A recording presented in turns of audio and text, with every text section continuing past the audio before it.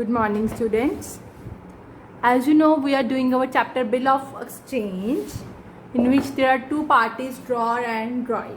So, various cases of Bill of Exchange. First case is when the bill is met on maturity. Maturity date को payment हो गई है. So, ये case बेटा हम कर चुके हैं. So, our next case, case 2, is when bill is discounted with bank. Bill is discounted with bank में क्या होता है बेटा? सपोज करो जैसे ए ने बिल ड्रॉ किया किसके ऊपर? बी के ऊपर. ए कौन है? ड्रॉर. मींस ए कौन है? सेलर. और बी कौन है? बायर. Means drawing. ठीक है. ए ने बिल ड्रॉ किया बी के ऊपर 3 मंथ्स का. बी कहता है ठीक है मैं आपको 3 मंथ्स बाद पेमेंट कर दूंगा. अब हुआ क्या? ए ने 1 जनवरी को बिल ड्रॉ किया 3 मंथ्स बाद. सो बी ने तो 3 मंथ्स बाद ही पेमेंट करनी है. अब हुआ क्या? इन बिटवीन ए को पैसे की जरूरत पड़ी. ए कहता है मुझे पैसे दे दो. अब ए जाता है बी के पास. बी कहता है नहीं मैं तो नहीं दे सकता, मैं तो आपको 3 मंथ्स बाद ही पेमेंट करूंगा. कहता है ठीक है. फिर ए जाता है बैंक के पास. किसके पास जाता है? बैंक के पास. क्या आप मुझे टाइम से पहले पेमेंट दे दो. बैंक क्या करता है? ए अपना बिल किसको दे आता है? बैंक को. ए अपना बिल किसको दे आता है? बैंक. अब बिल किसके पास चला गया? बैंक के पास. और बैंक जो है ए को पेमेंट कर देता है. कैसे करता है? By deducting some discount. पूरी पेमेंट नहीं करता, उसको कुछ ना कुछ डिस्काउंट माइनस करके पेमेंट करता है. जैसे बिल था 5000 का. ए ने बैंक को कितने का बिल दिया? 5000 का. बट बैंक ने ए को कितने पैसे दिए? 4800. 200 रुपीज बैंक ने काट लिए. किसके काट लिए? बैंक ने ए के. 200 रुपीज बैंक ने किसके काट लिए? ए के काट लिए. और 4800 दे दिए और बिल 5000 का रखा. क्यों काटे बिल ने? बैंक ने क्यों काटे पैसे?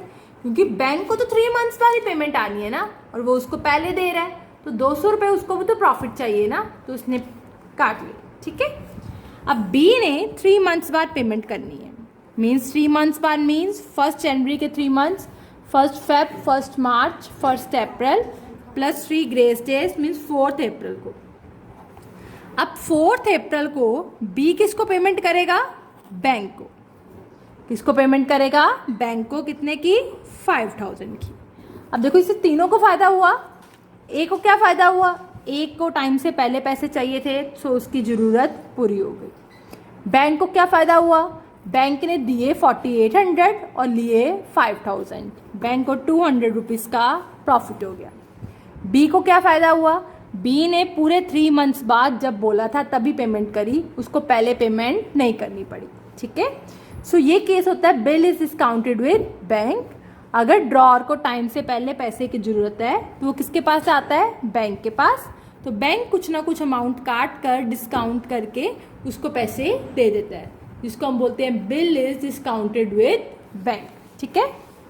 देखो डिस्काउंट का अमाउंट कैसे निकालते हैं. अगर तो गिवन हो तो ठीक है. Discount is equal to amount of bill multiply by number of months before maturity date upon 12. ठीक है. फॉर एग्जाम्पल बिल था 5000 का into rate upon 100. Number of months upon before maturity date upon 12 into rate upon 100. Suppose discount का rate है 10% per annum. Amount of bill है 5000 पे 10% आ गया 10 upon 100. Number of months before maturity that means 3 cases होंगे बेटा. देखो ध्यान से. पहला केस बिल ड्रॉ हुआ 1 जनवरी को तो उसने इमीडिएटली डिस्काउंट करवा लिया. इमीडिएटली मतलब 1 जैन को ही. हमारी ड्यू डेट क्या है? हम लिख लेते हैं 4 अप्रैल.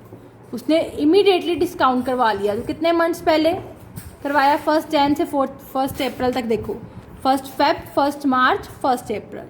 सो 3 मंथ्स आ जाएंगे. ओके. अगर सपोज करो उसने कब करवाया? 1 फेब को। तो कितने मंथ्स आएंगे देखो, फेब से अप्रैल, 1 मार्च 1 अप्रैल, 2 मंथ्स का। ठीक है, सपोज उसने 1 मार्च को करवाया तो कितने मंथ्स आ जाएंगे? मार्च अप्रैल, 1 मंथ। ठीक है, जितने मंथ उसने पहले करवाया मैच्योरिटी डेट से उतने मंथ्स लिखने हैं, डिवाइड आपने किससे करना है? 12 से। सो ये आपका केस है, इसको ध्यान से देख लो। ठीक है बेटा, आई होप आपको क्लियर हो गया हो। अब मैं आपको इसका केस करवाती हूँ। देखो, अब सपोज वही केस लेते हैं, A sold goods to B. A ने बी को गुड्स को सोल्ड किया, 2 पार्टीज आ गई, ए और क्या आ गया? बी। सो पहली एंट्री क्या आ गई हमारी? B's account debit to sales account. इसमें क्या आ गई? Purchases account debit to A's account. A ने बिल लिखकर किसको दे दिया? बी को। कि अगर आपको एक्सेप्ट है तो आप उसके ऊपर टिक लगा दो। ए के पास बिल आ गया, ये एंट्री आनी है। Bill receivable to B's account, A's account debit to bills payable account. ठीक है बेटा, ये दोनों हो गई। Bill receivable to B, A's to bills payable. अब अगर सिंपल केस होता, ये दोनों तो होनी है बेटा हर केस में। ठीक है, अगर सिंपल केस होता तो मैच्योरिटी डेट को पेमेंट हो जानी थी। अब इस केस में क्या है? ए डिस्काउंटेड इट विथ बैंक। ए ने किसके साथ डिस्काउंट करवा लिया? बैंक के साथ। ए गया है बैंक में, ए गया बैंक में तो एंट्री आ गई बैंक अकाउंट डेबिट, पैसे ले आया, डिस्काउंट अकाउंट डेबिट कुछ काट कर, और बिल दे आया to bill receivable account. Bank account debit, discount account debit to bill receivable account. क्या एंट्री आ गई? Bank account debit, discount account debit to bill receivable account. और बी ने कुछ किया? नो, इसमें कुछ नहीं आ जाएगा। ठीक है, अब जब ड्यू डेट आई 3 मंथ्स बाद 4 अप्रैल, तो बी ने पेमेंट करी। बट अब बी ने पेमेंट किसको करी? पे किसको किया? बिल बैंक को। So bill payable account debit to bank account. A का उससे कोई भी मतलब नहीं। सो एक बार सारी ट्रांजेक्शन्स देख लो, फिर मैं आपको सम करवाती हूँ। Kindly look at the sum. On 1 January A sold goods worth ₹10,000 to B. मैंने बेटा आपको बताया कि हमारा रूल है बिल ऑफ एक्सचेंज का कि हम सारा सम इकट्ठा नहीं पढ़ते, एक एक करके पढ़ेंगे। हम बनाएंगे जर्नल ए का, ए ड्रॉर हो गया, date, particulars, ledger folio, debit amount, credit amount.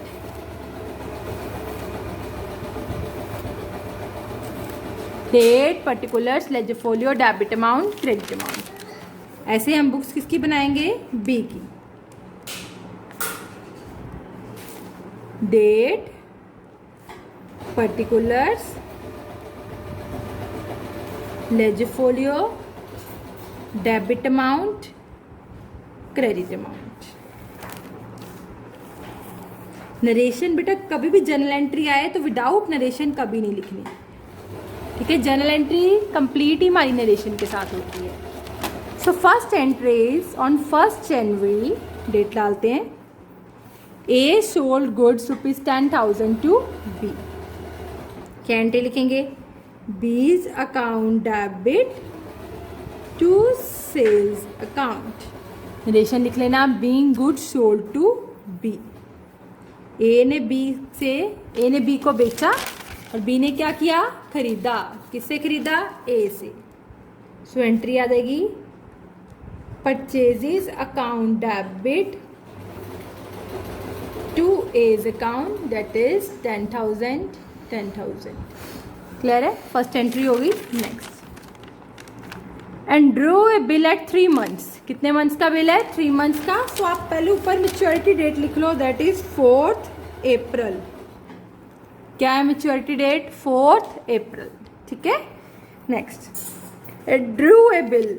Bill draw करने की एंट्री यहाँ पे क्या आएगी, इसने बिल रिसीव किया, bill receivable account debit to B's account, और इसने पे करना है A's account debit to bill payable account. ठीक है बेटा, ये तो एंट्री याद रखना। यहाँ पे क्या आएगी, bill receivable to B, A to bill payable, ये तो हर केस में आनी है। ठीक है बेटा, अब देखो नेक्स्ट, यहां तक हो गया। Who discounted it with bank, उसने बैंक के साथ बिल डिस्काउंट कराया एट Feb 15% पर एनम। कब कराया वो, 1 Feb को कराया 15% पर एनम। ए गया बैंक में, मुझे टाइम से पहले पेमेंट चाहिए, आप कुछ ना कुछ पेमेंट काट लो और मुझे अमाउंट पे कर दो। सो एंट्री क्या आ गई, बैंक अकाउंट डेबिट, पैसा आ गया। अगर बैंक डेबिट है तो डिस्काउंट भी डेबिट, और बिल किसको दिया है, वो बैंक को। क्लियर है, bank account debit, discount account debit to bill receivable account की एंट्री आई, bank account debit, discount account debit to bill receivable account. So सबसे पहले हम डिस्काउंट का अमाउंट कैसे निकालेंगे, टोटल अमाउंट बिल का into rate upon 100 into number of months before maturity date upon 12। Okay, so total amount bill का कितना आ गया, 10,000। Rate is given to you 15%, 15 upon 100। Number of months before maturity date, कितने months बनते हैं, 1 Feb को उसने डिस्काउंट कराया और मेच्योरिटी डेट क्या है, 4 अप्रैल। सो कितने मंथ्स बनते हैं, 1 मार्च 1 अप्रैल, 2 मंथ्स, 2/12। 10,000 पे 15% इंटू 2/12, 250। कितना आ गया, 250 इज द डिस्काउंट। बिल उसने बैंक को दिया 10,000 का, और उसको कितने मिले, 9750। देखो एक बार, ठीक है बेटा। अब 1 फरवरी को इसने कुछ किया, इसका कोई रोल आया, नो। सो इसकी बुक में क्या आ जाएगी, नो एंट्री। देख लो। अब नेक्स्ट क्या है, bill is duly honoured on maturity, maturity date को पेमेंट हो गई। तुम्हारी मेच्योरिटी डेट क्या थी, 4 अप्रैल। पेमेंट किसने करी, करनी तो बी ने ही पेमेंट है। सो बी की बुक में तो हमेशा यही आएगा, bill payable account debit to bank account 10,000। क्या आ गया, bill payable account debit to bank account 10,000। ठीक है बेटा, मैं एक बार आपको दोबारा रिपीट कर देती हूँ, ऑन 1 जनवरी ए ने गुड सोल्ड किया। सो पहली एंट्री आ गई बीज टू सेल्स, इसमें क्या आ गई, परचेजेस टू ए। इसने बिल रिसीव किया, इसकी बुक में आ गई बिल रिसीवेबल टू बी। उसने पे किया, ए इज टू बिल पेबल। ये तो आनी है हर केस में एंट्री, सो इसको याद ही रख लो। नेक्स्ट उसको टाइम से पहले पैसे चाहिए थी फेब को, सो उसने डिस्काउंट करवा लिया बैंक के साथ। सो एंट्री आ गई हमारी bank account debit, discount account debit to bill receivable account. पैसा आ गया बैंक डेबिट, बैंक डेबिट है तो डिस्काउंट भी उसके साथ debit to bill receivable account. ठीक है, अब देखो डिस्काउंट कैसे निकालते हैं, टोटल अमाउंट बिल का into rate upon 100 into months, जितने मंथ्स पहले उसने विड्रॉ किया है। कितने मंथ्स पहले किया है, मार्च अप्रैल, 2 मंथ्स पहले। 2/12 मेरे पास आ गया 250। सो डिस्काउंट 250 आ गया, बैंक में आ गया 9750। ओके, अब ड्यू डेट क्या थी, 4 अप्रैल। इसने पेमेंट करी बैंक को, it is bill payable account debit to bank account.